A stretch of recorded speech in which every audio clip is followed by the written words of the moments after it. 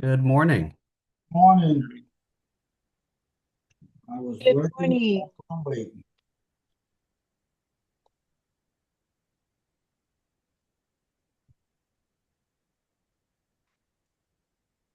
How's everybody doing? Very Doing good. Good. good.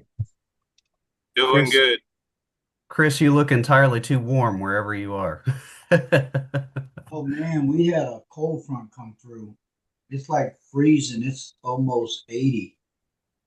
I mean it's under 80. It's like it might even be under 75. Yeah, y'all don't know what to do when it gets below 80 in Louisiana, do you?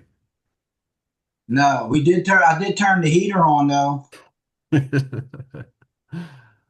Wow, what's your temperature up there? You're not that far. We're at 51 today. 61? 51, 5. 51. Okay. Yep. Our high today is 23 and it's only supposed to get colder. Ah, Yeah, I know some of you guys are going through, had a little bit last week, right? Did you Yep. get snow last week? Earlier, yes, Thursday, Friday, and now last 3 days we have. Yeah. So I was talking to one of my district governors that I'm going to go see in Minnesota, and she said that it snowed, but the director is from north of the state, and it was more like a blizzard for him well, with the wind and everything. Yeah, it was pretty bad. So I kind of wish I was sitting over there where Bianca is, right in the middle of the country, right? You like in Tennessee over there, right? Yes. And today in the last couple of days it's actually been very, very chilly. So we typically go from like a nice warm climate, nice and comfortable temperature to a crazy cold and back to a nice, and that's how a lot of us sometimes get a little bit sick. Um, Mr. Brad Baker, he's finishing up on a project and he'll be joining us shortly. Good. great. We're glad you're here too. Yes, thank you very, very much for the invite. What's up, Ron? How cold is it in Illinois I think with it an was S? I think it was 14 this morning. Woo, Yes, man. I'm used to that. I'm originally from Indiana, so I'm kind of used to the weather up there, so it's not too bad. 14. Wow. Yeah, not too bad. That's simple. I think I know everybody. I'm not sure who Jessica is, but or where she's from. So, Jessica, if you hear us, we hope you're safe and warm over there. Okay, there's I am the administrator for the Montana Lion Sight and Hearing Foundation, so I am up in Northwest Montana. So, you guys getting some weather, and thank you for joining us. You guys getting some crazy weather right now, or what? And not bad. We have about a foot of snow, so that's nothing unusual.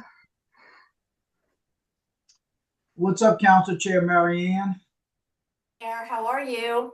I didn't think you were going to get to make it today. Well, I tell you what, I'm here for a little while and then I'll probably disappear for about 10 minutes and then I'll be back and then I have to leave again at 1 o'clock, but I'm here. I didn't want to miss it. Well, it looks like we hit that 11 o'clock hour. Daniel, do you want to get started now or what? You We ready? can get started. Sure. Yeah. Good. And anybody else that comes in, we hope they can catch up with us. I'm very pumped. I like to start on time. I think I've said this many times before because I respect everybody's time being here. And I just, those that can't make it or they make it a little bit later, that's okay. They can catch up with us. Uh, I like your agenda, Daniel. Thank you for sending it out. Just to say a few words, and then yes, for everybody, introduce ourselves. First, I do, I like the agenda. I like the new business part where we're going to do some discussing. It's 15 minutes. We may find that we may have to, if we're in the middle of conversation, we may have to pick that up after Daniel's presentation. And then also because I think with Daniel's presentation, we may have some questions for him, and that's what we're here for. So thank everybody for being here. So to introduce ourselves, I'll go ahead and start since I'm talking. My name is Chris Carlone. I am in Louisiana. I am the executive director of the Louisiana Lions Eye Foundation. I've been here for 19 years now. And what this group really is about is for us to be able to share each other's knowledge and experience and different things that maybe we come across so that we can help make our foundations better. I know we've got one or two maybe newer directors, executive directors in their position, but I'm sure you can bring a lot of knowledge from whatever you did before. So thank y'all for being here. So next, I'll call on Daniel.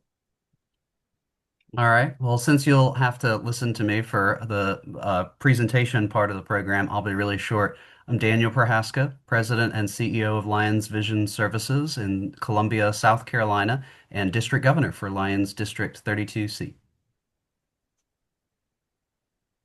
Daniel, pick somebody. I saw Lindy joined. Hey, Lindy, I'll call on you. Hello, good afternoon or good morning, depending where you are. I'm Lindy Lampkin with the Kentucky Lions Eye Foundation. I've been at the organization as executive director for almost 7 years, and I'm grateful for this group and the shared wisdom and collaborative, conversations that we have, and appreciate the opportunity to learn a little bit more through Daniel and our other presenters. We'll let each person pick the next person. Yes, got it. I see Bianca Gibson. Yes, hi, greetings everyone. My name is Bianca Gibson. I'm the newest member of Mid-South Lions Sight and Hearing Service here in Memphis. I started in September and I absolutely love it. I have a marketing, office management, and communications background. So I'm looking forward to helping Mr. Brad Baker move the organization forward, innovative new ideas, projects, whatnot, and hoping to assist him in spreading the good word of what we do here. So thank you for having me. We'll go with Mr. Brad Baker. That's me, Brad Baker, CEO of Mid-South Lions Sight and Hearing Service in Memphis, Tennessee. Thank you very much. And I've been in this position for 30 years, and I've been at Mid-South for 35 years. I was a tall, thin, dark-haired, good-looking man when I started in this business, and you see what it's done to me and Chris over the years. So there you go. Let's go with Nannon. And you're muted.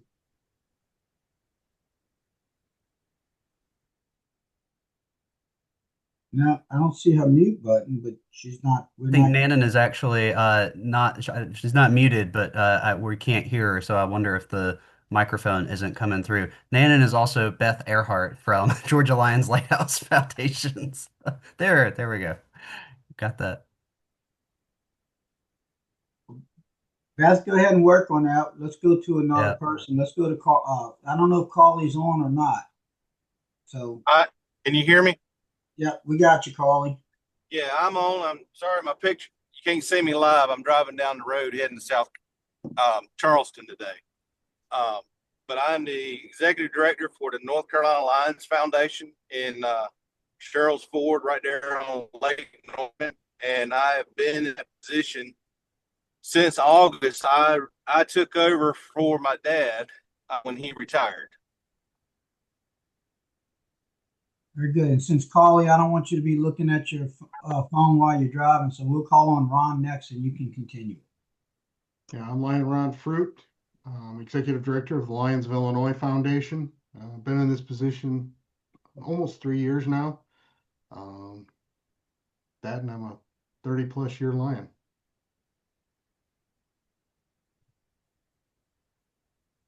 I think the only one that's left is Jessica. Hi, I'm Jessica Fozzie. I am the administrator for the Montana Lions Sight and Hearing Foundation. And I have been administrator for 9 years and a Lion for almost 25.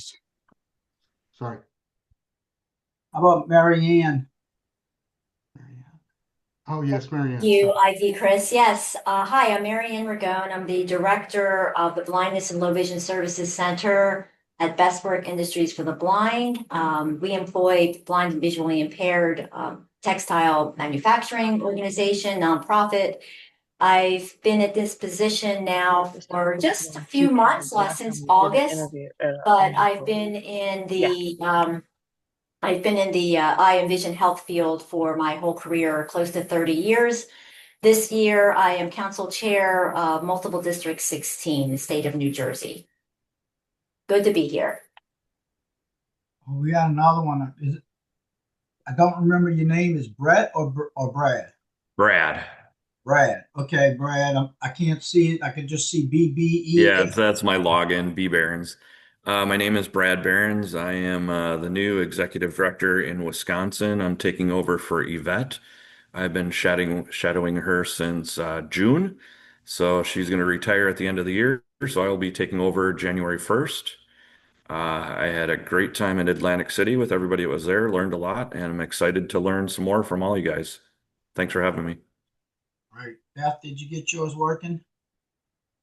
She looks like she put in the chat. She's Beth Earhart from Georgia Lions Lighthouse Foundation, and she's been there for a little over 3 years.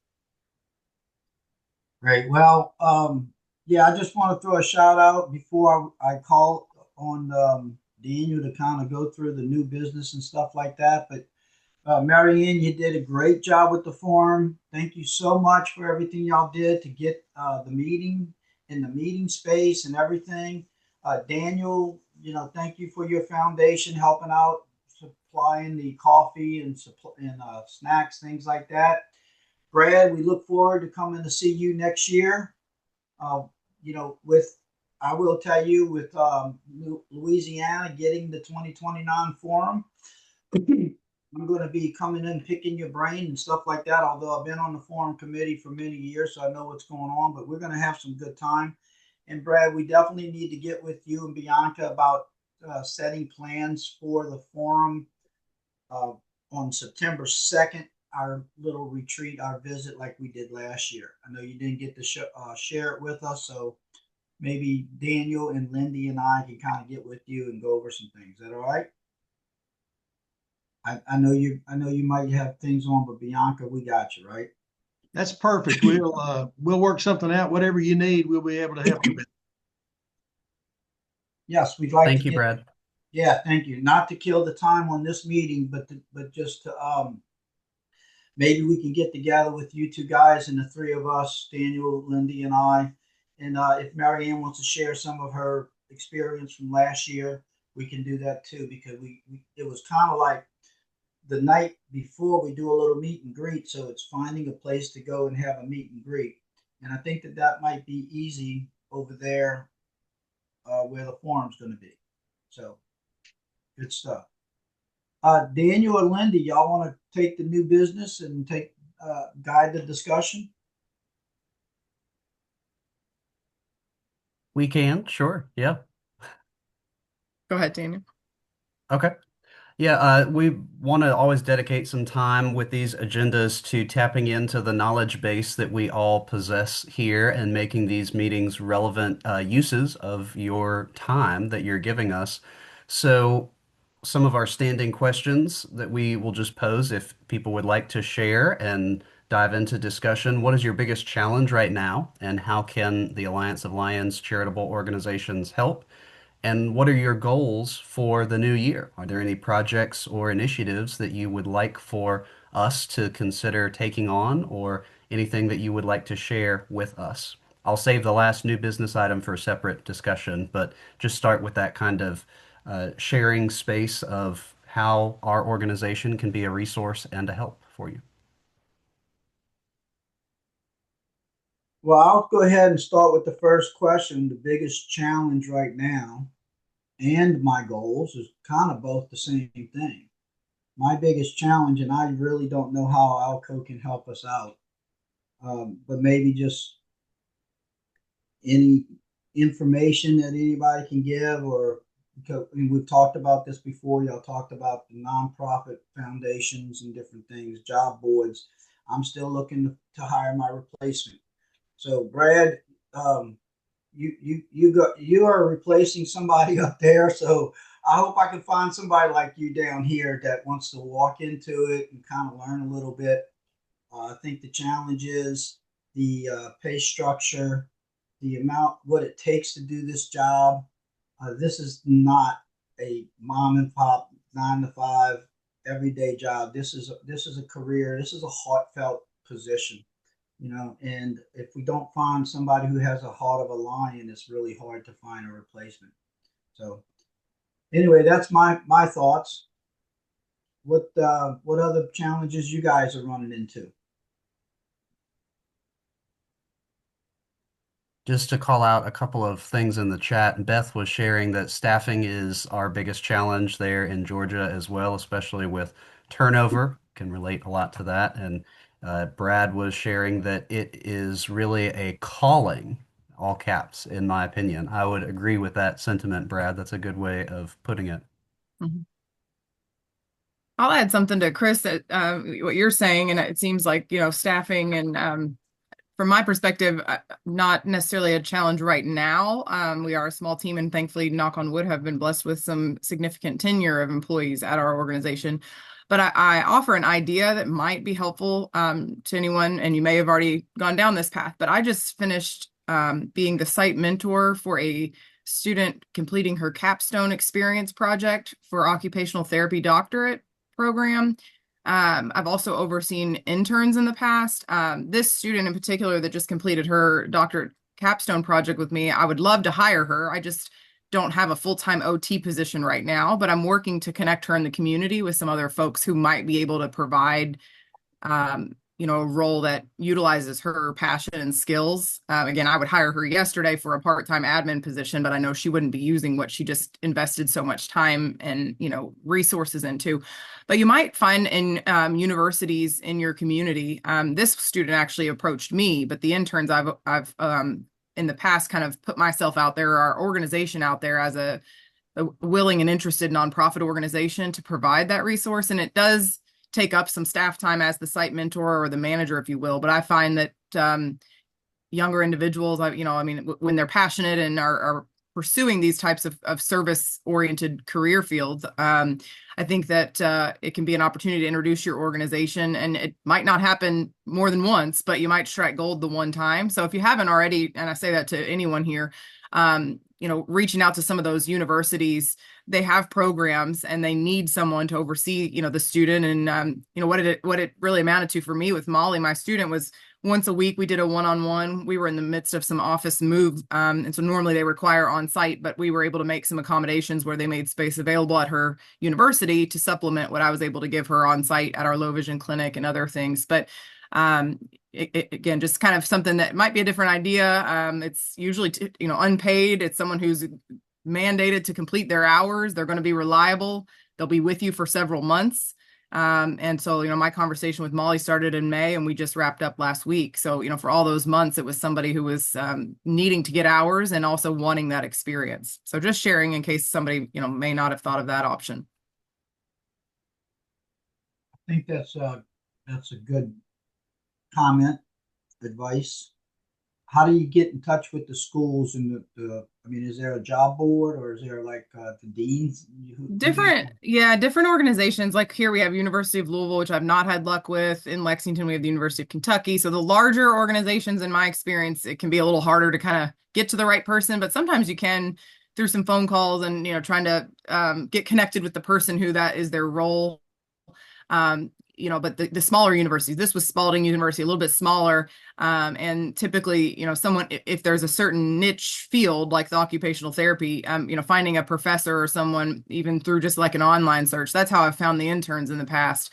And again, then it has to match, their project needs to match your organization. So it may not always come to fruition, but this particular, the professor sent me an email yesterday, really appreciate you. I'll let you know when we have the next student that's interested in working with your organization. So I thought, well, wouldn't that be great if, she could produce someone else. So I think sometimes just doing a little digging, and it's not always super easy to know exactly what role the university calls it.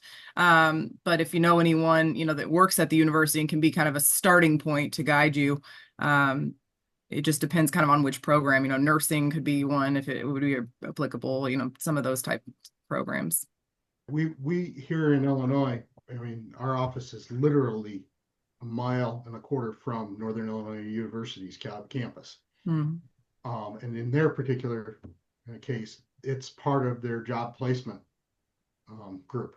So they're trying to find places for graduates, but they're also trying to get interns placed for, and they got a pretty, for us, if they've got a pretty good business business program, so we can bring in some bodies that are studying marketing and stuff to help us with social media and stuff like that. So we've been able to tap into them to do that.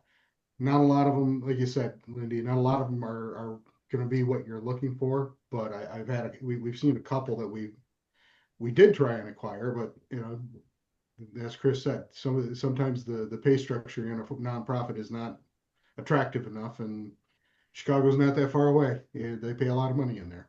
Mm-hmm. The student services department is a good clearinghouse at most universities, even if they aren't ultimately the ones that you need to talk to. Student Mm-hmm. services is very involved in campus life, and they can usually connect you with either a department chair or the director of career services. A lot of times, those career services employees are nestled within the student services department at colleges and universities. So that might be a good initial starting point, just finding the dean or the VP of student services in the university and trying to get a phone call set up with them.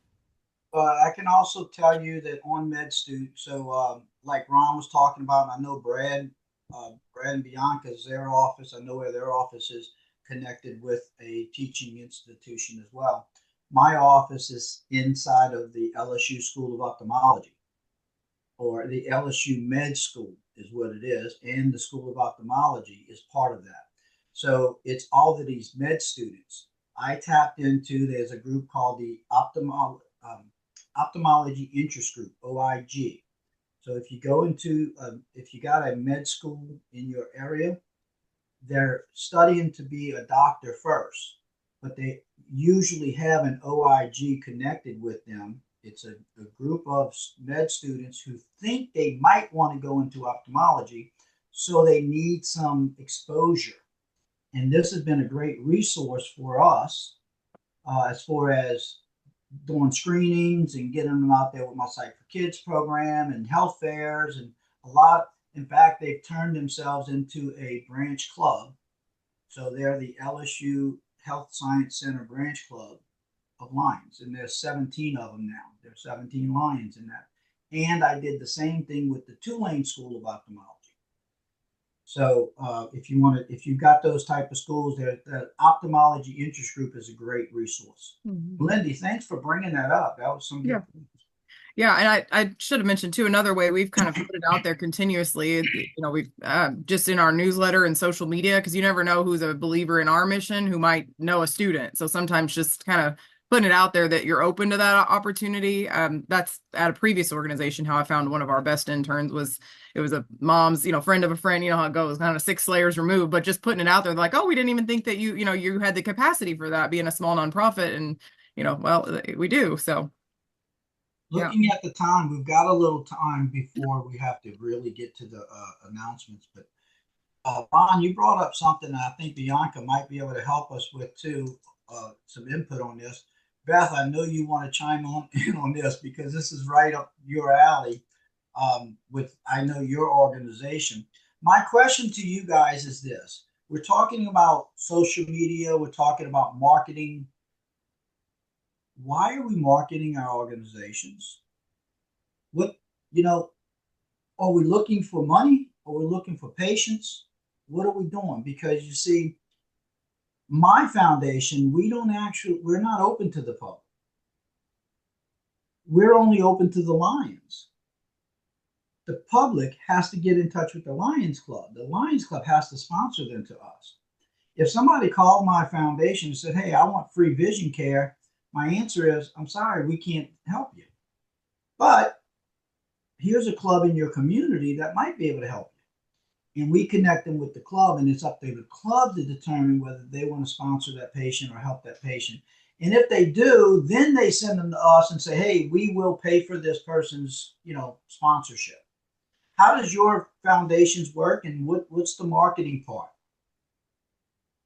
Well, for us in Illinois, the marketing is, some of it is fundraising, because we've realized that we have to reach beyond our Lions to do this. And I know this is going to tag into some of what Daniel's going to talk about, so I'm not going to get too deep in the woods with it.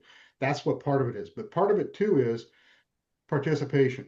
Our Lions do a really good job where they are.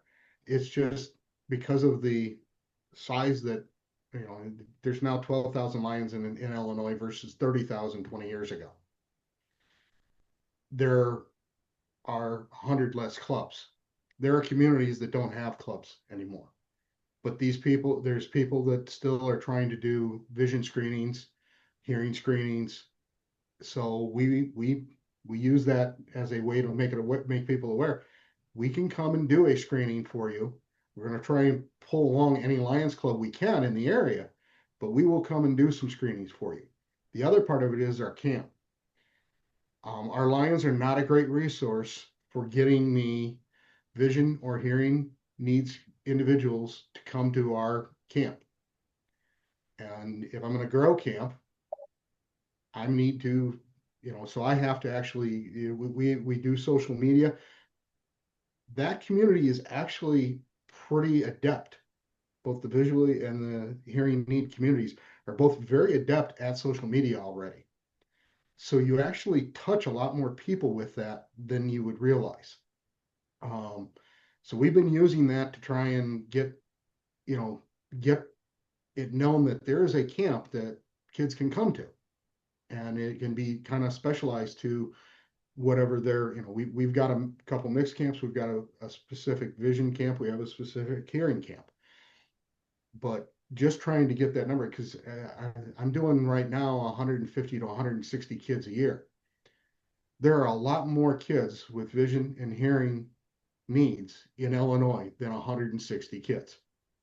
There's roughly 18 million people in the entire state. Statistically, there's got to be literally several thousand. I don't know that I could ever handle that many, but I'd love to face that challenge and try and figure out how to handle thousands upon thousands of kids for camp. So that's why we're driving it. It's some of it is fundraising, but some of it is just trying to get get more participation in the programs we have. Yeah, so you think that your marketing and I want to say what you're doing. Let me get this. I want to get these chats up so I can see. I'm not real good at doing two things at one time, but I'm gonna try. I'd love to really be able to be reading these chats. So what you're doing and if you want to say employee, your paid person that's doing marketing for you, is marketing to build Lionism. It's to build our services. It does build Lionism. It's kind of a backdoor way to doing it. It is amazing when we do our major fundraisers. We just finished the big one in October, Candy Day. And the number of Lions that someone walks up and hands them 5, 10, 20 bucks because they're like, yeah, somebody help me with classes, help my cousin with classes, help my nephew with classes, whatever it was. Or, I got someone that knows about camp. It builds Lionism, but for me, my underlying goal, the numbers that I look at is how many people do I touch today? How do I touch more people tomorrow? If I did 100 screenings in October, how do I do 200 in November? I mean, that's just philosophical numbers, not real, but you get my meaning. Camp is right now 100. This last year we did 155 kids. That's up 5 from the year before.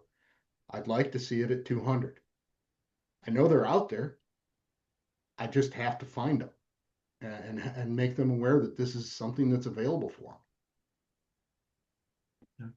Well, And you have two, like Carly. Carly's got camp there too, but Carly also has Kid Site. So I think that's really the that part where his marketing goes. I just didn't know because we're poor at that. We don't do a very good job of it, and we try to let the Lions and tell the Lions they should be promoting what they're doing Mhm. through social media, but my foundation, we don't actually go do the screenings. It's up to the clubs. We're just there to teach them and provide the services, provide the equipment. That's what we do. We don't actually have staff that goes and we don't have paid people to go out and do vision screenings. We just don't have it. Daniel, do you guys have paid people?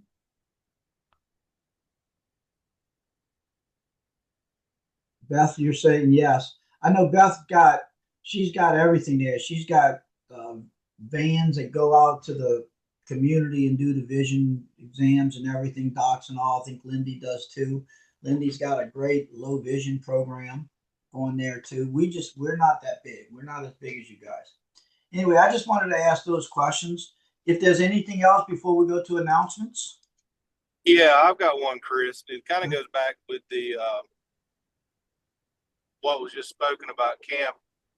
Uh, I have my camp mainly does adults, uh, and of course, with our adults, it's getting thinner and thinner. So we're having to look at new ways of getting more people in, which is kind of a marketing thing too. Um, and I just hired me a new camp retreat director yesterday. He's supposed to start January, but he has a lot of youth background, and that's the thing I'm starting to look at is how can we get more youth involved in camp right there at right there in Lake Norman. So that's one of the big challenges I'm going to be having in the upcoming year. Yeah, and I'm just so you curious, know, does anybody use artificial intelligence to create personas or profiles that you then build out a marketing strategy for to segment your audience and to kind of come up with a customized marketing strategy for different segments of the population that you work with? Bianca, I think you're on mute, but I see you talking.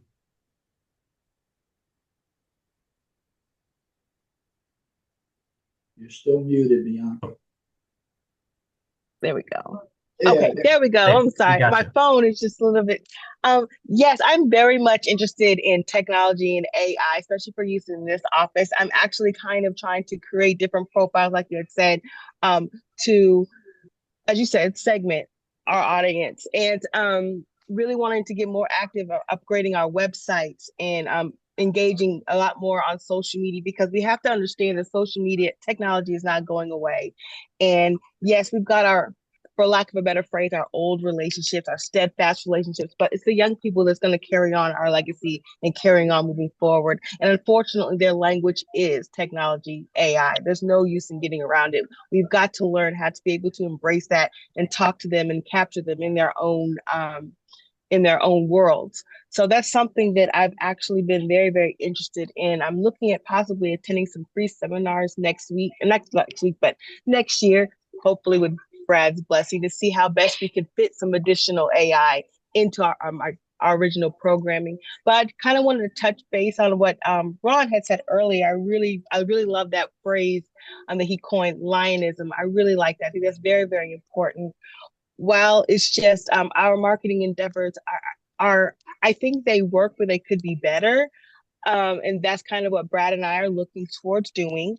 It's also about relationships, also being referred. We're tapped into a lot of Memphis's main referral agencies, like individuals who need. We're tied into our benefits, our SNAP department, for food stamps. The churches, if the schools, everyone pretty much knows that about what we do and our services. So if they run across individuals, they're able to refer us to them as well as the clubs. So it's really about making sure that the whole community is aware as much as you possibly can. It may sound a little bit like guerrilla marketing, going door to door, door to door.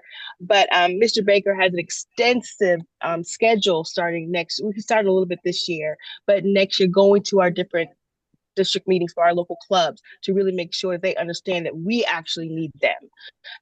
So also looking at how we can incorporate some techno into his district meetings, but I haven't really talked to him about that just yet. So, but I just wanted to throw that in there for discussion. One of the things that we're different than a lot of organizations is our only service is surgeries. We don't do eyeglasses. We don't do screenings. All of our patients come directly from Lions Clubs from Arkansas, Mississippi, Missouri, and West Tennessee. And they have been pre-screened at the local level, and they've been determined not to need glasses, but to need surgery. So typically we'll do between 350 and 550 surgeries a year at absolutely no cost to all those individuals. And our main problem is raising enough money to cover the cost of the facilities, because the surgeons here donate their time. We don't get a doctor's bill. We just get facility bills at very discounted prices. So we're able to do a whole lot with a very little, but we still need a little.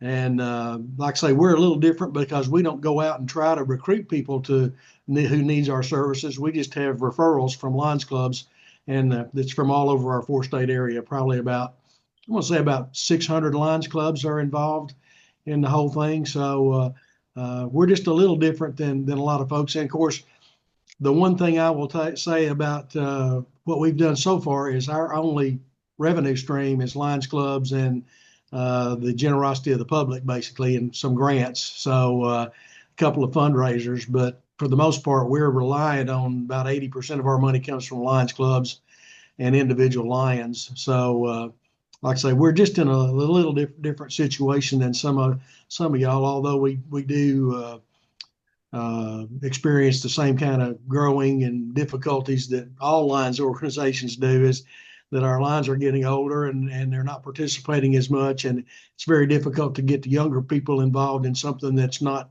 hands-on. Young people seem to want to do Habitat for Humanity or pick up trash, or they want to do something they can actually pick up or do with their hands and go back 5 years from now and say, I helped do that, rather than helping a person they may never know, or writing a check to somebody that they're going to support. But I saw on the agenda you're talking about raising money outside of Lions Clubs.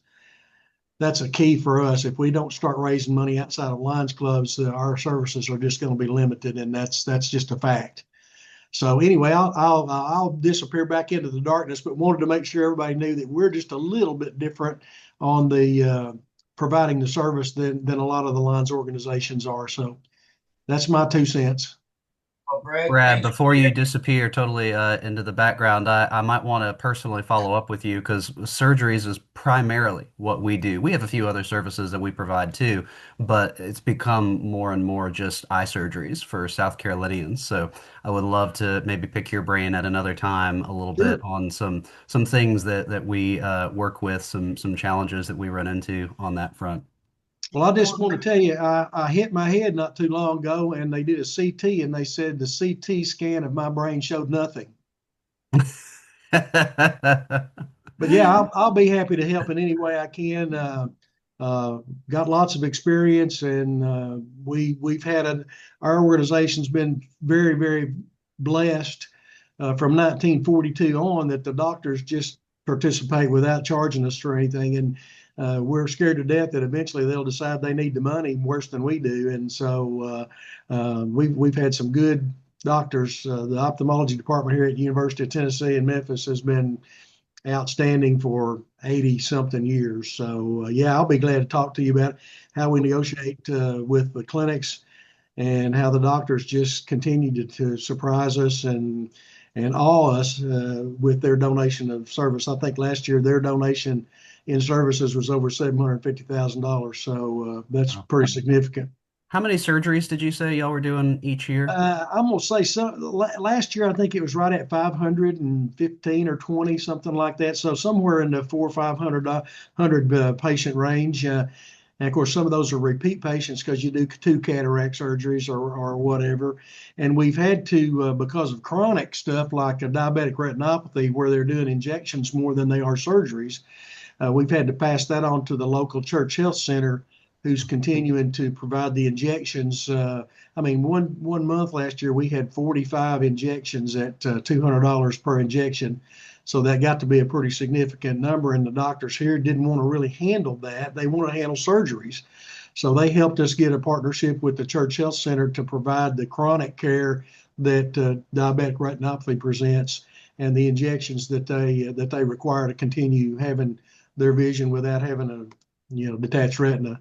So yeah, there's a couple of other things besides surgeries, but for the most part, we do hearing aids as well. And we probably our number one thing that we provide is hearing aids at $250 each to the Lions Club. Lions Club pays for the hearing aid, and we get everything else donated, and so we're able to provide hearing aids for folks at a really reasonable price. Cool. Well, if I can't pick your brain, let's at least chit chat. Sound like a winner to me. I'll be happy to chit chat.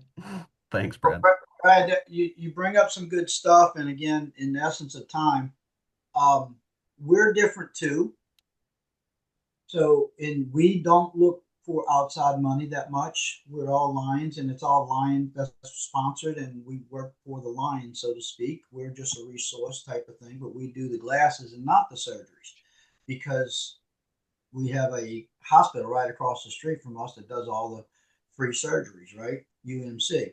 But maybe this could be a good topic for a whole Zoom meeting. One of our sessions is how each one of us works and which one, how our foundations run and where does the money come from and why do we reach out for outside money? Because I agree, we do need to get outside money, but we also don't want to be controlled by that outside money, right? Right. So I think that might be a good, Daniel, that might be a good session, maybe. Daniel and Lindy, we could talk about that and make that a whole Zoom session. The other thing before we get to the announcements and move on with the agenda, Brad, you're real close to where the forum's going to be, your office, your building, which is amazing. I think, and I've seen Lindy's building before Lindy was even there. I went there a couple years back. I just maybe Brad, when we come to the forum, we can set up that day if whoever's early to take a little tour of your building on the Tuesday that we travel in. I know Daniel would probably get a lot out of it if he's trying to get into the surgeries. You have a really good setup there. Be happy to host a tour. I probably won't be able to help you personally, but as chairperson, being the host chair, I'll be otherwise entertained. But we've got people, the doctors here they love showing off. So we'd love to set up a tour on that Tuesday afternoon or something, maybe 2-3 o'clock that afternoon, take a couple hour tour and see the facility. We're always proud to show it off. And just if you want to mark your calendars on April the 10th and 11th of 2026, we'll host our Visiting Lions Weekend. And any and all of you are welcome to come to that and experience our fellowship and hospitality and Hall of Honor ceremony on Friday night, and then an all-day tour of Hamilton Eye Institute on Saturday. We get you out about 2 o'clock Saturday afternoon, get you back home. So I'll be happy to host you then, or find a way to host you the day before the forum. Website midsouthlions.org gets you all the information that you need on that stuff. So thanks for suggesting that. That's great. We'd love to have you. And Brad, if you or Bianca could send us the link for registering for that Lions open house thing, I can include that in our follow-up email that will send materials from today out. If folks be happy to do that. Happy to do that. Yeah, thanks. But it would be good to maybe be able to visit. Like I did get a tour of their building and the facility and what they're doing, but I just thought it would be maybe something we can do. And Brad is a little unique because he's covering more than one multiple district. Where I think each one of us only has one multiple district. Ron is MD1, and that's all he deals with is MD1. I deal with MD8, and that's all I deal with. So Brad and Bianca have 4 of them, right? Yeah, we have MD7 Arkansas, MD12 Tennessee, MD26 Missouri, and MD30 Mississippi. And if you think dealing with one district governor and one council chair is a difficult political chore, try dealing with 14 district governors and 4 council chairs. That's a lot of fun. Bless Being a you, past sir. council Bless chair, you. I can speak to that a little bit. Yeah. All right. So Daniel, you want to go ahead and does anybody have any other questions before Daniel steals our time, steals our attention here? One question I'd like to pose for feedback here at the end is speakers and topics for our 2026 meetings. Those meetings are at the bottom of your agenda for today. We want to make sure these stay, relevant and meaningful for all of you. And if you did not already get the Zoom link and the calendar invite for those meetings as well, those were sent out at the forum back in September. Please let me know if you did not get those so that those are on everybody's agenda. But would love to hear your thoughts. I know hiring and HR is something we heard a little bit about that this year, but I know that's a perennial topic of interest, and marketing as well. Sounds like something that a lot of us are dealing with. How would you all like for us to structure and spend our 2026 meetings?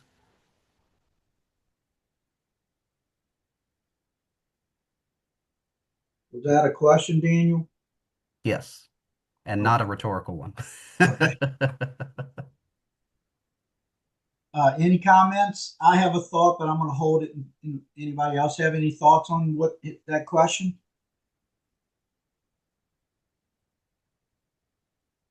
Daniel, I like the agenda that you put together on this time. I think that we've talked before about this 40 minutes that's dedicated to your presentation and Q&A, a little Q&A after that as well.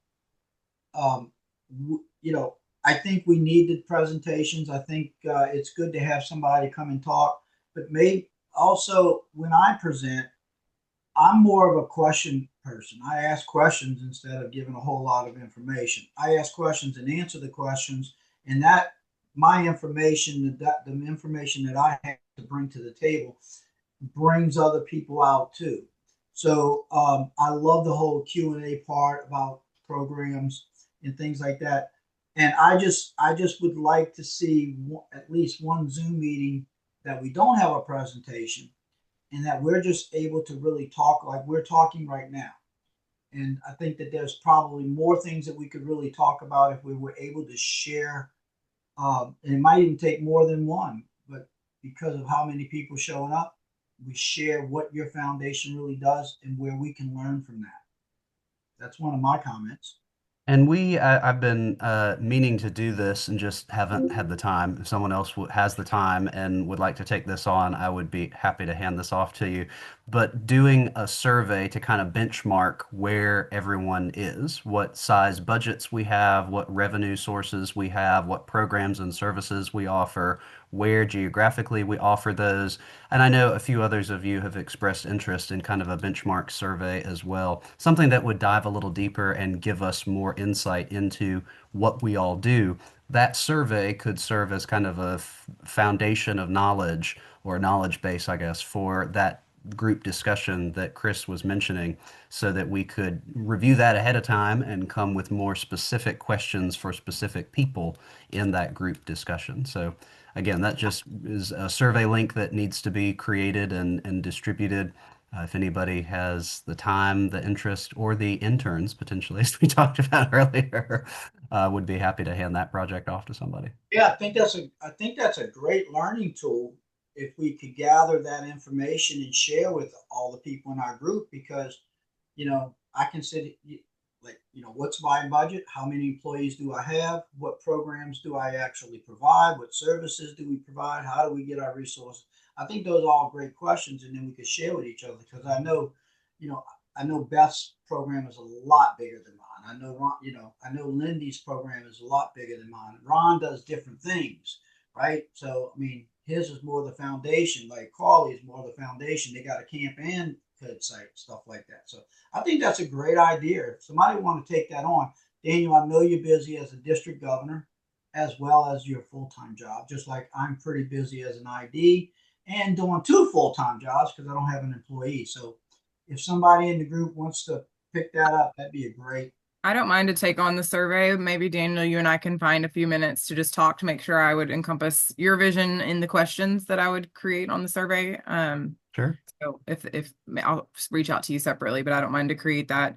Hopefully we can use the Survey Monkey thing that I did last time. The free version, I think, allowed a certain number of limited responses. So I'll look back into that to make sure we wouldn't need to invest to ensure we can receive responses from everyone. I don't know exactly how many are on the current invite list, so, but you and I can chat. Maybe we'll find, I know both of our schedules are probably tight, but even if 15, 30 minutes, we can powwow and I'll devote some time to that. Awesome. Thanks, Lindy. Sounds good. No problem. Okay, Daniel. All right. So our focus today, I'm going to share my screen here. Our focus today is on extending philanthropy beyond Lions. And this was one of our topics that we were slating for discussion at the forum, but we had such great discussion going on with the people that were there in person and the speakers that were there in person that since this was more of a member presentation, we just decided to shelve this so that we could maximize that in-person time. And as many of you have said, this is something that a lot of you are thinking about, are wrestling with, are working through. How do we extend the revenue streams? How do we extend the sources of income beyond just the Lions community? We are all dealing with the demographic challenges of declines in Lions membership, and that inevitably almost always leads to decrease in contributions and financial support from Lions. So I will be diving into this with a couple of particular lenses on. One of those is going to be to just start by defining community foundations in particular. That's going to be a major focus of what we look at. There's different avenues, there's different ways you can extend philanthropy beyond Lions, but community foundations are really a vital resource for us as nonprofit organizations. And that gives us kind of a launching pad where you can connect to other potential revenue streams and sources as well. So we will focus mostly on community foundations, but we'll touch a little bit on some other revenue sources as well. We'll understand what community foundation services offer for nonprofit organizations and for donors as well. And then we'll learn how to approach, engage, and partner with community foundations. So again, you ought to be able to take some of the skills and resources from this and translate that into any other funding source as well. Corporate foundations, small businesses, the specific tactics that you use are obviously going to vary with some of those, but the overall framework should be pretty similar. And I know some are not in the same space of looking to diversify their revenue streams. So by all means, grab a second cup of coffee or lunch or check your email or whatever you need to do. But I think there'll be something here that all of us could hopefully learn from and benefit from in our work. But in order to get us started, to make sure we're all speaking the same language and understanding what we're saying, and y'all please come off of mute and interrupt me as I'm moving through if you have questions or things that you want to linger on or talk about. To define terms to make sure that we understand what we mean when we say extending philanthropy beyond Lions, let's start with defining community foundation. This is not my definition, by the way.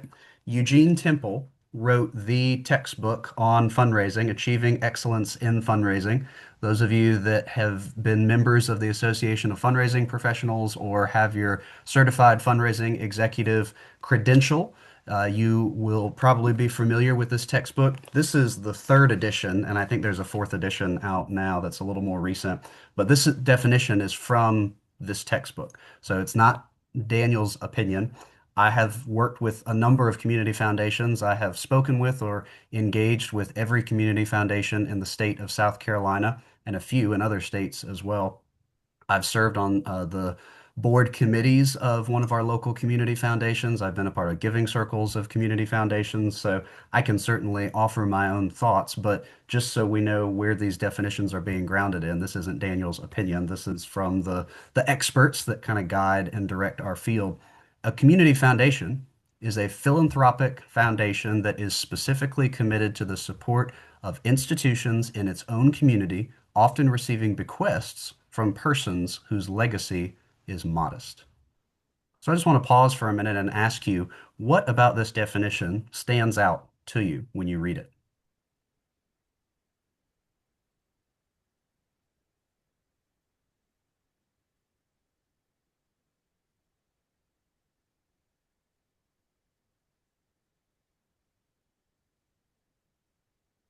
I'll break the ice there, I guess. I think serving its own community, so knowing the needs and being committed to fulfilling and serving those in their community. And then for me, it stands out to focusing on kind of the larger or planned gifts or that type of the bequests and kind of some of the funding sources that you work on, not necessarily to receive instantly, but looking at kind of the payout over long term. Yeah, that's great, Lindy. In fact, I think you honed right in on the most important part of this definition, in my opinion at least, which is in its own community. Community foundations are by default not foundations for everyone in the world. They're focused on their particular community. And each foundation, as we're going to see, and we're going to look at a few specific examples, defines that community in different geographic ways. But before you approach them, you've got to know which community that foundation is referring to. Because if you're not serving that community, if you're not engaged in that community, if you're not a recognized and trusted, visible presence in that community, you might have some challenges engaging with community foundations. And obviously, I'm not going to waste the time of a community foundation in Baton Rouge, Louisiana, who's focused on that community because I'm in South Carolina and we don't serve people from Baton Rouge, Louisiana. So that's, I think, a great observation, Lindy. Thank you. What else? I saw Beth mentioned in the chat. I'm trying to bounce back and forth a little bit between these. It's hard when you're presenting. Focused on playing gifts. That's a great observation as well, Beth. And that is something when we get to nonprofit services that community foundations focus on, that bequests, I think, is an untapped resource and opportunity that nonprofits have. If you don't have a planned giving officer on your staff, and I'm just going to go out on a limb and assume that the majority of Lions foundations don't have a dedicated planned giving person, then you might want to tap into the expertise and available resources of community foundations and other groups that can help you manage some of these more complex planned gifts that you may not have the bandwidth or the expertise in-house to solicit or close or execute on your own. Very good. Any other observations on this definition? Well, one of the things I was, and it's not about the definition, but of course, what you and Lindy are really are honing on. So I have a Baton Rouge foundation that's focused on Baton Rouge. I have a New Orleans foundation that's focused on New Orleans, the people in New Orleans. So the fact that we cover the state with our programs, it creates a little bit of a challenge of separating that for just who we're treating in the Baton Rouge area or in that community and whatever. So to try to separate those people and say, okay, we screen this kids or we help these people in this community, so we can only use the money for that community. We can't use it throughout the state. So I think that's another point. Is that right? It is, yeah. We'll touch a little bit on that as well, Chris. Let me make a note so that I'm sure to come back to it. One of the benchmarks that I'm going to propose that you consider before you engage a community foundation, if you are in a situation like Chris, and Chris, I'm in the same exact situation where our organization serves the entire state, and there is not one single community foundation in our state that serves the entire state of South Carolina. There are other foundations and grant-making institutions that do, but every single community foundation in South Carolina serves a different and a specific geographic space within our state, usually defined by county lines, but some are even smaller than that. We have a couple that are just cities or towns within the state. And if you do not have the ability within your organization to effectively segment your client and constituent base so that you can document and show how many people you're serving in those specific communities, if you don't have an easy way of internally tracking that, you may not be ready to engage a community foundation because, to your point, Chris, they're going to require and expect that if this community foundation is giving dollars to your foundation, that it is only helping people in their community, in their area. So you've got to be sure that you can document and appropriately steward those funds the way the foundation, the community foundation, intends. That's good.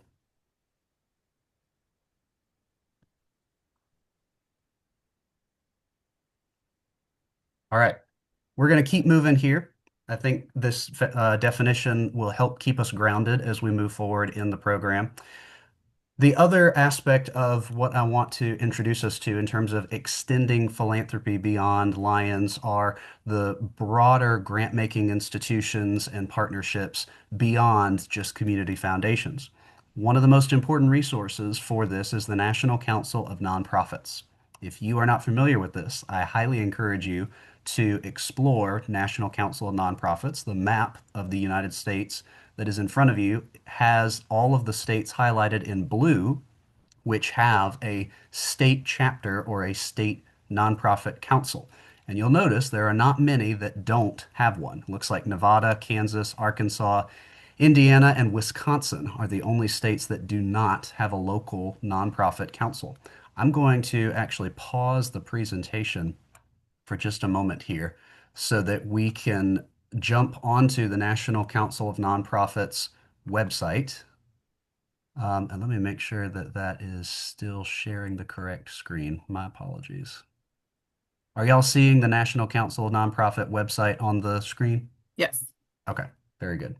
So this is their state or their continental United States map. I'm just going to use ours. South Carolina is Together SC. And this is what our state council website looks like. On here, you can see there's a newsletter that they send out. There's information about their strategic plan. There's information on how to join and member benefits. For us, we have the option to have an association healthcare plan. So if you're small and you don't have a great cost rate for healthcare for your employees, you can make your nonprofit part of the Together SC or your state council's associational healthcare plan. There's group retirement plans, student loan forgiveness, and even some grants. They also have, these are regional networks that they reference down here, and there are some different learning tracks as well that will help you connect with peers throughout the state. Peer networks here will give you an opportunity to connect, for this example, with other CEOs around the state, others that are doing advocacy work, others that have Black nonprofit leaders or that are exclusively focused on consultants in the community or fundraising, marketing, operations. You go down the list. All of these are groups that help stay in touch with one another electronically throughout the year. And whenever there are in-person gatherings, there are often breakout sessions with these peer networks that will help facilitate knowledge, training, resources, and things like that. They also have an annual summit, which is a great networking opportunity. It's probably the largest nonprofit event in our state. And that's a great way to connect with others and to get the brand of your organization out. And I'm presuming that the majority of other states have a similar type of annual event. So I would encourage you, take a minute to find out about your state's chapter. There might be resources for, getting a nonprofit started, before you start a nonprofit. Duplication of services is a real chronic problem in our field. So making sure that we're not starting a nonprofit just because we want our group to do it our way. We can have some resources there to guide getting a nonprofit set up. But this national council will help you tremendously. And I see again, there's a lot of opportunities, Louisiana Alliance for Nonprofits, and Kentucky, you've got the Kentucky Nonprofit Network. And here in Tennessee, let's see, there's two in Tennessee, Center for Nonprofit Excellence of Middle Tennessee and Tennessee Nonprofit Network. So try to tap into those resources a little bit to assist you. Many of those member groups will also have connections with corporate foundations and will have corporations or grant making networks within your state.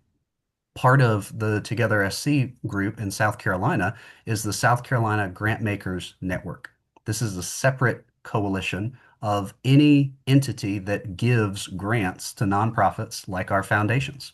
So if you want to know where are the non-Lions dollars, start by finding your local grant makers network. And this will compile lists and resources and websites, not just of community foundations, but corporate foundations and any other group that offers a competitive grant process that's registered in your state. So all these are helpful kind of connection points and resources for you as you think about specific ways to extend philanthropy beyond Lions in your community. To give you an idea of how complicated this landscape can be in some states, I'm going to do a deep dive into just community foundations in South Carolina. So I have made a couple of maps here. Community foundations are going to be in this first layer here. I've got community foundations layer one. These are the big players of community foundations in our state. And you can see, for the most part, every county is covered. We've got a couple of counties on the border with Georgia here. This is Abbeville and McCormick counties. And then here in the upstate, we have Cherokee and Union counties that are not covered. Every other county in the state has at least one community foundation. Some areas actually have multiple foundations. We have Lancaster County that is not only Eris Foundation, but also Springs Close Foundation and Foundation for the Carolinas as well, as we'll see in just a minute. And then down here in the southern I-95 corridor, we have Coastal Community Foundation that extends up into Allendale County here. And then we have Community Foundation for the Central Savannah River area that holds different funds in this region. So there's a lot of overlap. And as we've said, it's important to know what your footprint is in each of these areas before you approach a community foundation. One of the challenges that we have run into at LVS, particularly with some of these smaller community foundations, for instance, in Greenwood County here, that only services a single county, is coming to them and being able to show them, to demonstrate to them in a reliable and trustworthy manner that our request, our funding request, is only going to serve residents in those counties and communities. We actually had to eventually walk away from the Springs Close Foundation up here in the northern part of the state because they reached a point where their local grant making review committee was only funding organizations that had a physical office headquarters in one of their counties. And we don't. Our only physical office is in Columbia, South Carolina, in the capital of our state. So each foundation is going to have their own nuanced priorities. Some of those are going to change year to year. The Coastal Community Foundation has several grant-making initiatives, one that focuses on the southern Lowcountry, which are 4 counties here in the Lowcountry, and then the northern Lowcountry, which focuses on Berkeley, Charleston, and Dorchester counties here in the kind of northern part of what's called the Lowcountry in our state. And every year, our proposal is reviewed by a panel of members of the community from those counties, from those areas that those funds cover, and they're scored and they're weighted. Staff are going to provide some structure and some oversight, but ultimately it's those local panels and those local review boards that make the final recommendations for grants to the board of directors of the community foundation. Others are more staff-driven processes. For instance, the Foothills Community Foundation up here, they rely very heavily on their executive director to make recommendations for their community-based grants. There's still an application process, but they trust and rely on staff a little bit more heavily in this area than they do in others. So you've got to understand what the process looks like for each of these. It's a lot to manage. We have hired a director of development at Lions Vision Services, in part because this role of working with community foundations exclusively, it could take one whole person, depending on the size of your state, depending on the number of foundations, depending on the number of hoops you have to jump through, and what deadlines each foundation possesses. You might have to dedicate a full-time person, or maybe if you're an all-volunteer group, you might have to have a designated person on your board that manages and vets these organizations. Again, to give you an illustration of just how complicated the landscape is, even in a small space like South Carolina, here are some other grant-making foundations. Some would fall into the traditional community foundation model, but others, for instance, the Marion County Healthcare Foundation, is not really a community foundation in the truest sense. They were set up by a hospital system to meet healthcare needs in their specific community. So they're a community foundation in the sense that they're restricted to Marion County, but they're different than most community foundations in that they are only focusing on healthcare. They don't really manage bequests and things like that. And they're, again, more narrow in what they do. There are also some community foundations, I mentioned this in the introduction, that serve geographic areas even smaller than a county or group of counties. In the Grand Strand in Horry County here, there's a foundation called the Chapin Foundation in Myrtle Beach. The Chapin Foundation only serves nonprofit organizations that are within the city limits of Myrtle Beach or a 1 mile radius of the city limits. So you've got to have some really robust tracking measurements in place to make sure that if you've got a client that's 3/4 of a mile away from the city limits of Myrtle Beach, that you can show that they meet those eligibility criteria, as opposed to one who's 1.5 miles away from the city of Myrtle Beach and is outside that reach. The Byerly Foundation also serves the town of Hartsville up here in Darlington County. Very, very tiny rural community. So be aware of all of the various nuanced restrictions that are involved with community foundations. Do your homework ahead of time before you approach those foundations. Any initial comments or observations that you have as we've talked through what the general landscape of community foundations and specifically what their grant making programs look like in different communities? Any questions?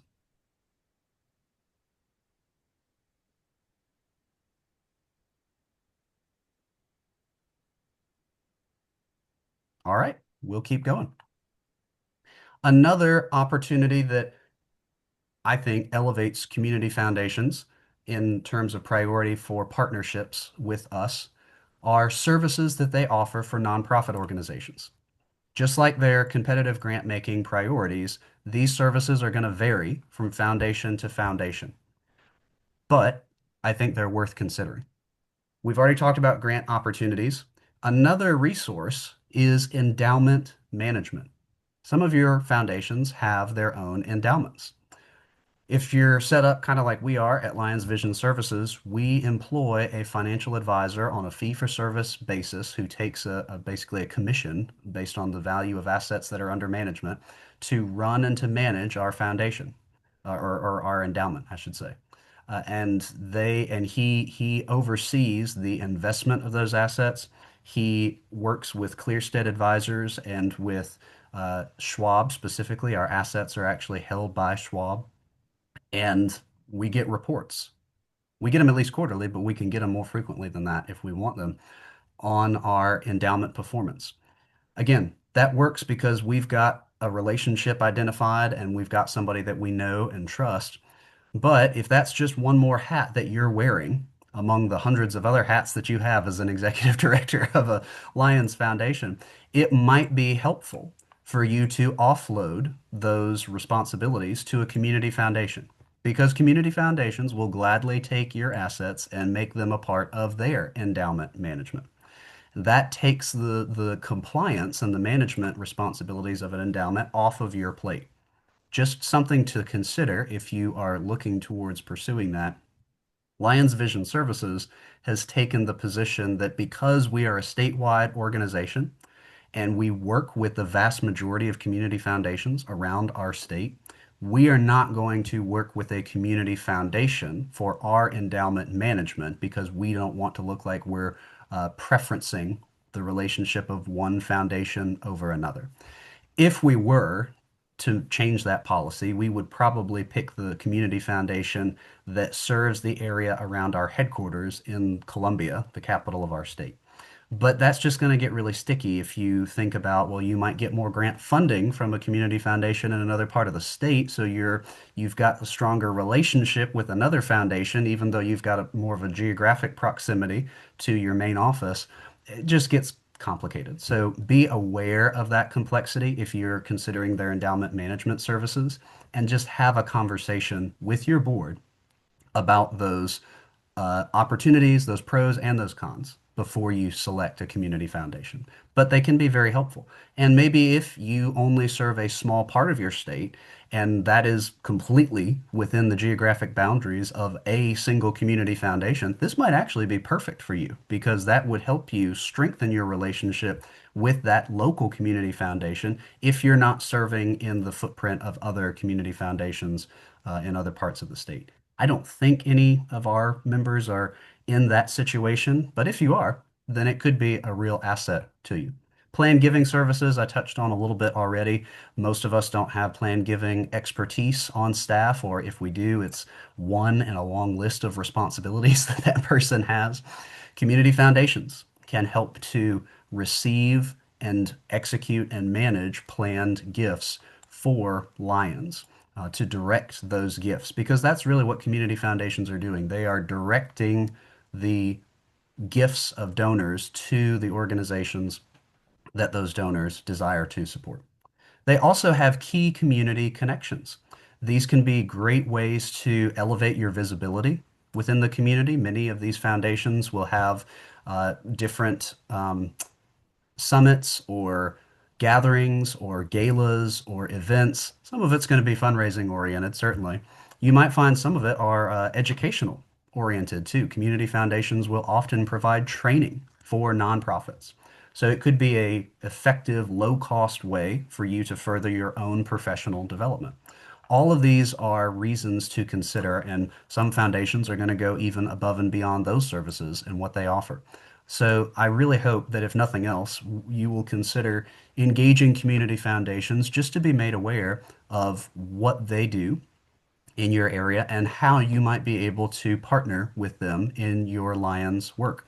We've had some success with community foundations who manage donor advised funds within their foundation and actually getting a profile of our organization, Lions Vision Services, in front of some of the fund holders of those donor advised funds. So now that community foundation has learned about us at Lions Vision Services. They know what we do. They know how our work aligns with the interests of some of their donors. We've connected with some non-Lions fund holders at community foundations because of those contacts. And oftentimes, donor advised fund gifts don't have the same geographic restrictions that a competitive grant at a community foundation might have. So when we get a gift from a donor advised fund at a community foundation, we can use that however we want, as long as the donor hasn't placed any restrictions on it. So all of those are some reasons to think about working more with community foundations. This helps us as well, and I think Lions are in a unique position to capitalize on this, to talk about family philanthropy with our Lions donors. Does anyone remember what the average age of a Lion in the United States is? 70s. 70s. Anybody else? Anybody want to go higher? I think it's 102. I hear you on that one, Chris. So about 12 years ago, the average age that I looked up was 65 years old. I haven't updated that statistic since then, but that was about 12 years ago. So 77 if we're keeping up with things over time. 77 years old. Lions are a prime demographic for planned gifts. If you're not talking to your Lions about legacy, about bequests, about that ultimate, final, values-oriented, life-changing gift, you're missing an opportunity. And that conversation can even open the door for family discussions within Lions families, including some family members who may not be Lions Club members. You just never know.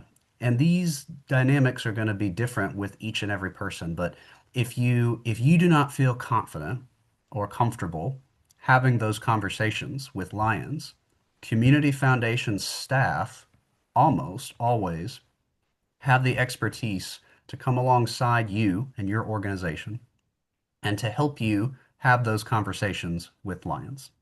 Help Lions to identify values, to pinpoint passions, to understand what kind of family legacy they want to pass on. They might have kids that they're like, man, I don't want my kids to touch 1 cent of this inheritance. I don't trust them. They're not going to use it well. I'm writing them out. Well, if they're doing that, that means virtually 100% of their bequest has to go to charitable organizations. So you ought to be at the table to have a conversation with them and to make the case that your organization could be the beneficiary of that estate. Or if they want to support your organization but still have an income stream to take care of a surviving spouse or a child with disabilities or some other loved one that is financially dependent on them, there are a number of complex charitable remainder trusts or unit trusts that can address the income needs for an individual during that lifetime while giving the remainder or giving a portion of those gifts to charity. Beth Wingard talked a little bit about some of those opportunities a few sessions back when we talked about planned giving and development more broadly. But these are things to think about as you're having those family conversations. And then strategize your multi-generational giving as well. Daniel, Yes, Chris. I don't want to interrupt your conversation, but you said jump in from time to time, and I don't know how much longer you have on Yeah. this. So I don't want to divert the conversation, but I do want to throw this out there, and maybe we can talk about it. You're talking about legacy donors, and I get it. And also, but we tap into our Lions for a lot of our funding. I think Brad was talking about most of their funding, 80% comes from the Lions. I can tell you that more than 80% comes from the Lions for our foundation, but just, they do fundraisers. It's not just individual. So I don't know how much we really get individually from the Lions. But my biggest challenge, especially as an international director, is how do I balance the question and the questions to you guys? And we can talk about it later if you want, but how do you balance you're a Lion and LCIF is asking for money, but you're the executive director of the foundation, so you're asking for money. There's this really, to me, it's a challenge because, oh, we got LCIF chairperson and a multiple district chairperson, and LCIF has all the Lion volunteers as chair people, but do you have Lions who are actually out there asking for donations for your foundation locally? We do have those Lions out there going to board meetings and conventions and conferences and everything else saying, hey, give money to LCIF. But do you have the people how do you divide that? So anyway, Yeah. I don't know if you got that in your program, but that's a question that I have for everybody. I don't think that's specifically addressed in the program, Chris. I'll give you a quick 30-second answer from my perspective, and then I would love to hear what others think about this as well. So we developed an ambassador program a few years ago to specifically train and mobilize Lions to advocate for Lions Vision services in clubs, in zones, in district and multiple district events and programs throughout the year, and specifically to ask for these kind of legacy gifts. Our approach is always what I would call a donor-centered approach. We are willing to sit down with and we intentionally seek out conversations with any and every Lion that will talk to us. And we seek to understand before we put a plan or a request in front of them, what does that donor want to accomplish? And it might be very obvious very early on in that conversation that what that donor wants to accomplish has absolutely nothing to do with our organization. And if that's the case, we want to respect and honor that donor's intent and say, I really appreciate you sharing that with me. And in all honesty, I don't have anything that I can put before you from our State Lions Foundation to help you do that. But here are some things that you might want to consider. Here's what LCIF does, and maybe they could help. Maybe they could be a resource. Here's what our local community foundation in this area does. They might be able to help you with some of this and have those resource kits available to connect that person with. But oftentimes we will find some kind of alignment. And frankly, as employees, our commitment is to our employer first and foremost. So we need to be prepared to advocate for our Lions Foundation before we advocate for LCIF or any other organization. We have a responsibility to our board of directors and to our charitable mission to advocate for and to prioritize our local foundations. Right. I've had that situation because, of course, being an ID, for those of you that don't know, LCIF chairperson will sit you down as an ID at one of these board meetings and ask you to become a, what do you call it, major donor, right? And my answer to him was, if I'm ever going to become a major donor, it's going to be to the Louisiana Lions Eye Foundation. Sorry, I appreciate what Yeah. LCIF does, but I've got to give back to my local foundation. That's my, and they understand. But anyway, I just wanted to ask that question to other people. Could I throw in real quick too? Daniel, we do something very similar to you, but I specifically they talk to me as an experienced Lion as well, and I always point out, yes, I have several levels of foundation fellow from our Lions of Illinois endowment fund. I am a progressive Melvin Jones fellow as well. I give to both, and very specifically, like you said, depending on what a person or club's goal is where I send them. If they're worried about disaster relief, I can't touch that out of Illinois. Yep. They need to send that money to LCIF because they're going to help there. If they're looking to help kids through something that's more like Quest, once again, that's LCIF. But if they want to help to find, kids that need vision help or vision services, that's us. And we're here to help make that connection. The other point that I always make with it alongside it is specifically for us, we work with LCIF a decent amount. We get, we put together grant requests from LCIF. I've got, half of a mobile screening unit that's driving around the state that's paid with grant money from LCIF. So when a club sends money to LCIF, I know there's a chance I'm going to get a piece of that when I have to write my next grant request for a mobile unit or specific equipment, those type of things. So I don't get really hung up on which way they go. I always point out they need to think about supporting both entities to some degree. That's great, Ron. Yeah, don't have a scarcity mindset. Let it be a both and, not an either or. Yeah.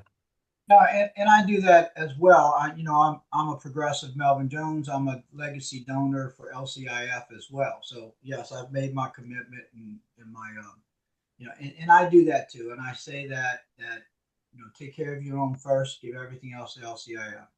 Anyway, thank you. Yeah. Any other thoughts on Chris's question? Any other insights y'all want to offer?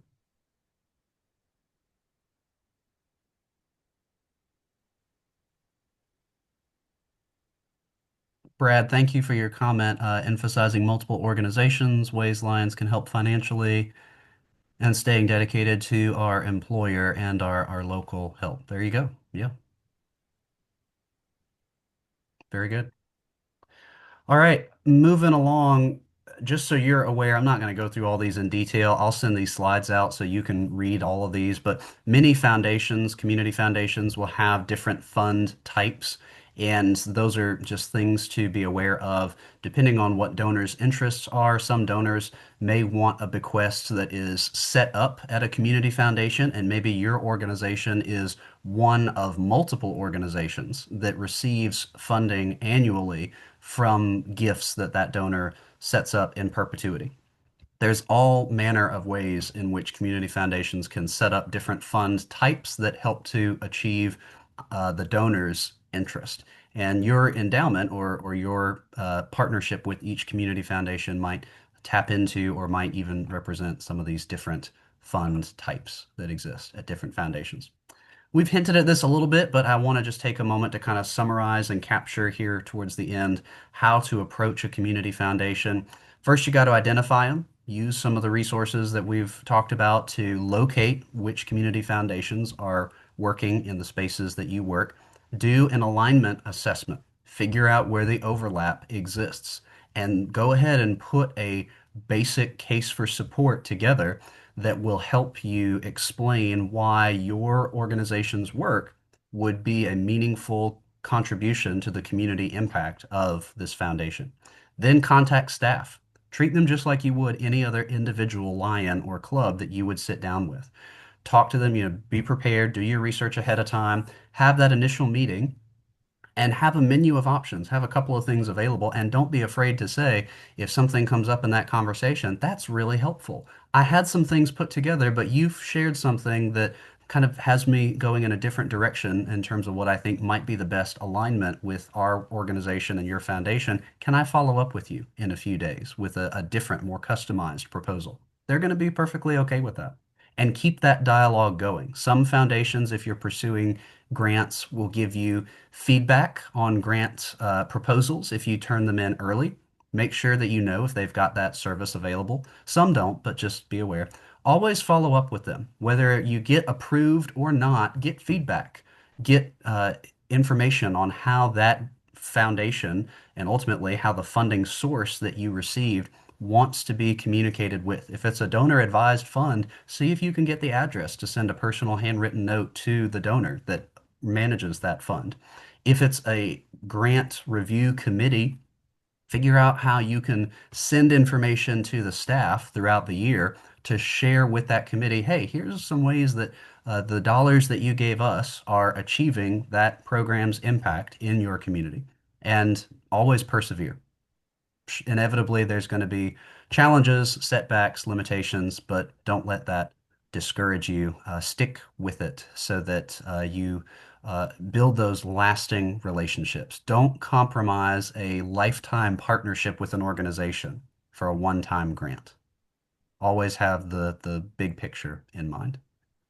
That's our overview. I'll be happy to, hear any success stories that you all might have had. I was going to take some time to actually explore some websites for community foundations. I'll send links to those, but again, you can find them in your own state on your own time as well and navigate and see what services and things they offer. But what questions do you have after hearing this, or what feedback or thoughts do you have about how you can extend philanthropy beyond lions in your community? Daniel, you finished with the slideshow? Oh, good. Yep. That was a question. Thank you. Anybody want to comment?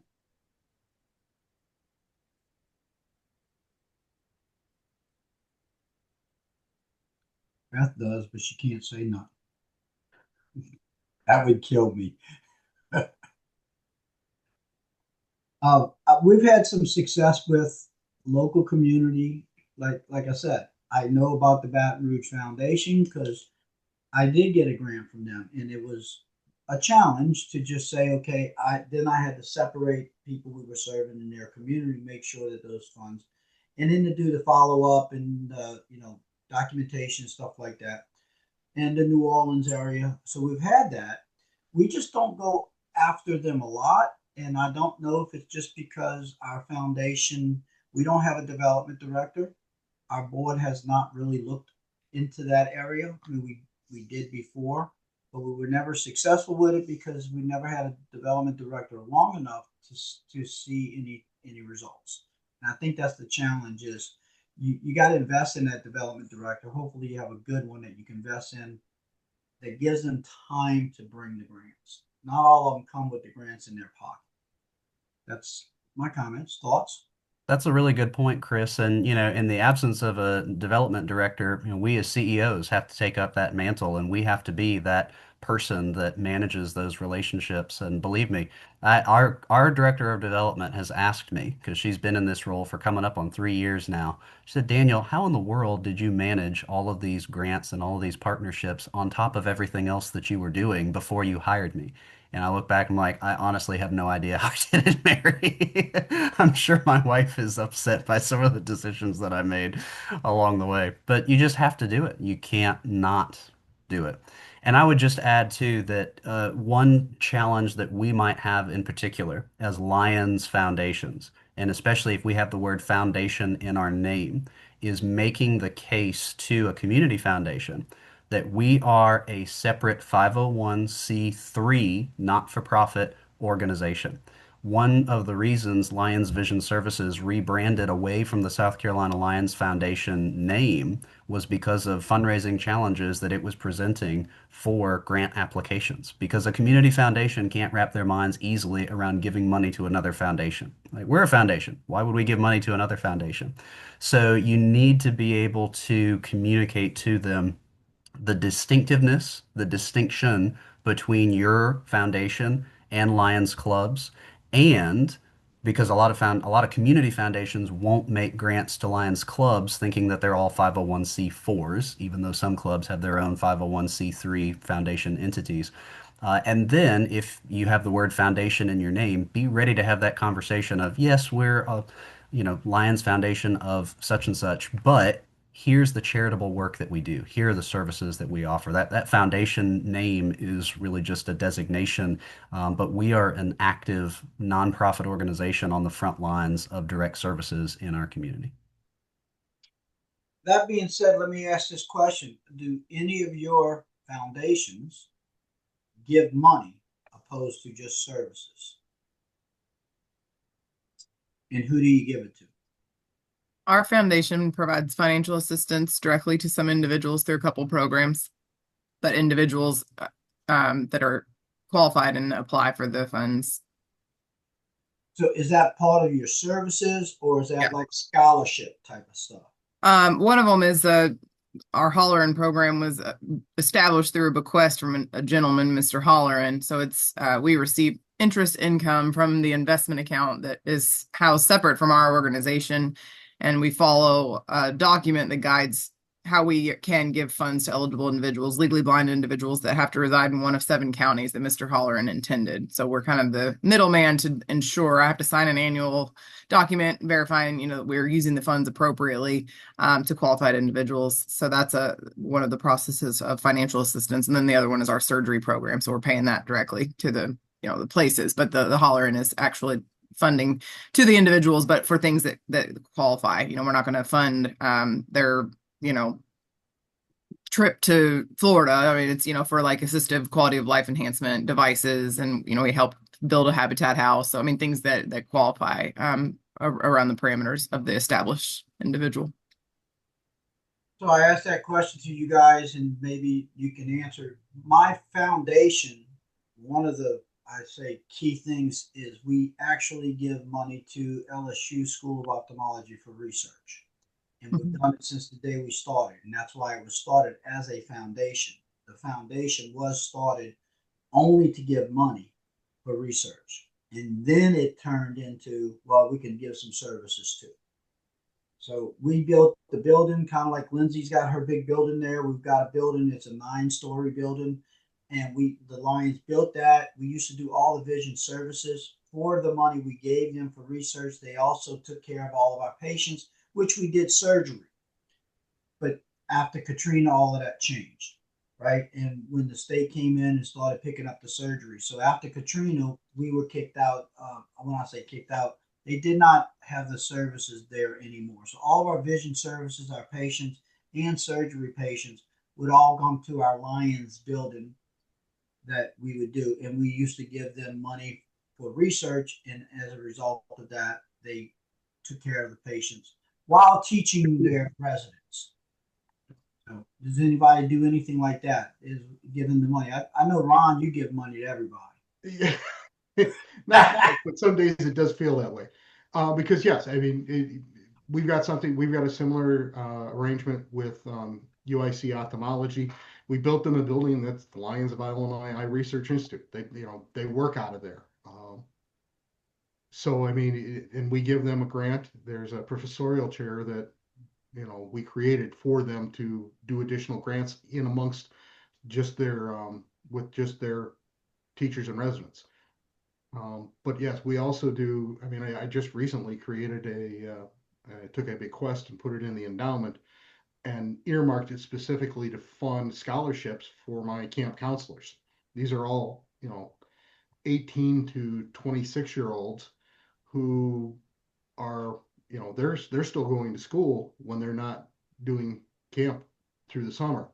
So we give them these scholarships to help pay for whatever that education. Some of them use it directly for tuition, some of them for books. Some of them use it to take on additional courses that are like personal development business courses. So that's a good example. But then I have, like, for my adult low vision and my student low vision programs, we have partners that we fund via grants to provide the services. The services are arranged through us. We do a lot of the vetting. We do all the vetting and the upfront paperwork, but they provide the actual services, okay, at a specific rate. So, and those are just a few examples. So we do see a wide range of how we use our money, and it is challenging because And this may be another topic for another meeting where we talk about all of that. I guess my question to you guys as a group, to keep it with Daniel's theme, is if you're giving money in grants, does that create a problem for you getting grants?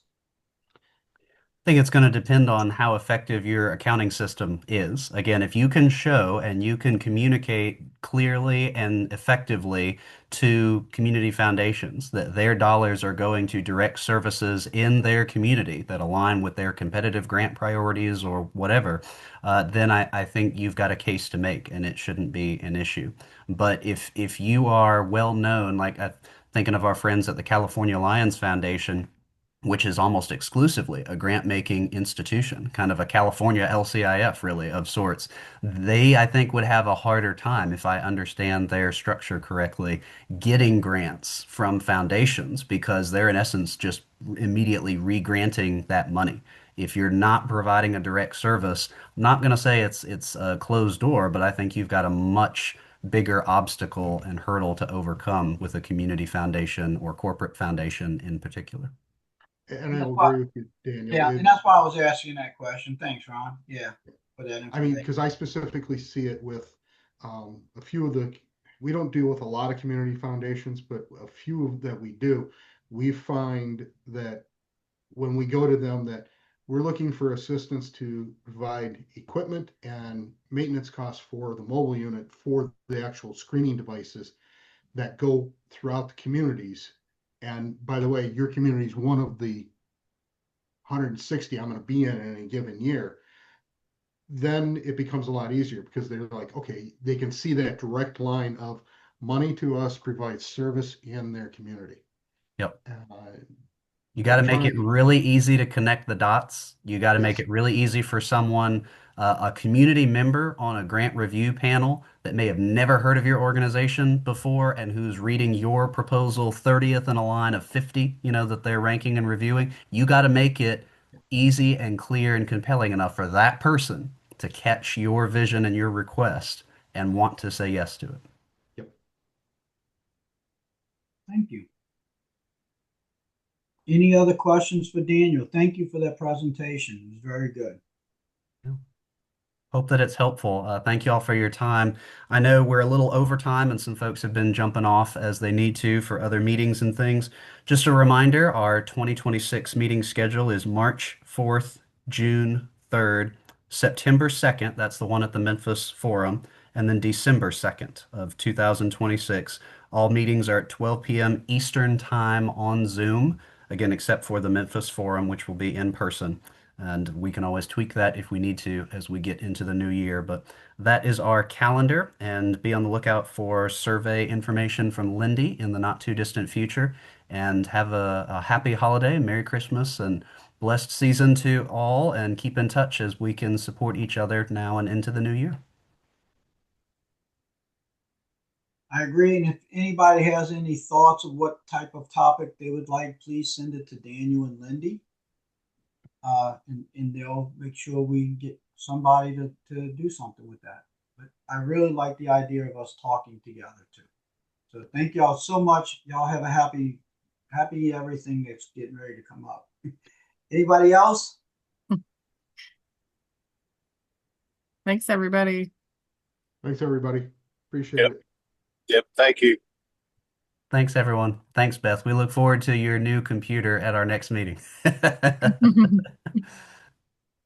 right, see y'all later. Bye. Bye.